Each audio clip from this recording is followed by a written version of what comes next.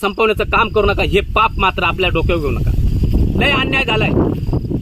इंग्रजाच्या काळात जितका अन्याय एखाद्या स्वतंत्र सैनिकावर झाला नाही, त्याच्या फॅमिलीवर झाला नाही, त्याच्यापेक्षा जास्त अन्याय माझ्यावर आणि माझ्या मुलावर करण्यात आलाय. लज्जास्पद गोष्ट. आज मी वारंवार रक्ताचे पत्र टाकतोय, न्याय मागतो. या प्रकरणात उच्च न्यायालय, हायकोर्ट यांनी निर्देश दिले होते. ज्यावेळेस मी त्यांना एक पत्र टाकलं की माझ्या असा असा अन्याय झाला, मी त्यांना पुरावे पाठवले, त्यावेळेस त्यांनी सदर आदेश दिले शिक्षण सचिवालयाला की ह्या प्रकरणाची लवकरात लवकर चौकशी करून ह्या व्यक्तीस न्याय द्यावा, कोर्ट तुमचं कौतुक करेल. पण आज शिक्षण सचिवालयाला सुद्धा थांबवण्यात आलं. आज गृह विभागाला, तुम्हाला सुद्धा थांबवण्यात येत आहे. लज्जास्पद गोष्ट आहे. तुम्ही थांबू नका. ह्या प्रकरणाची लवकरात लवकर उच्चस्तरीय चौकशी करा. माझं तर म्हणणं आहे, तुम्ही माझ्या बलात्कारात खोटा गुन्हा दाखल केला ना, माझं तर म्हणणं आहे की तुम्ही ह्या प्रकरणाची सीबीआय किंवा एनआयए मार्फत चौकशी करा.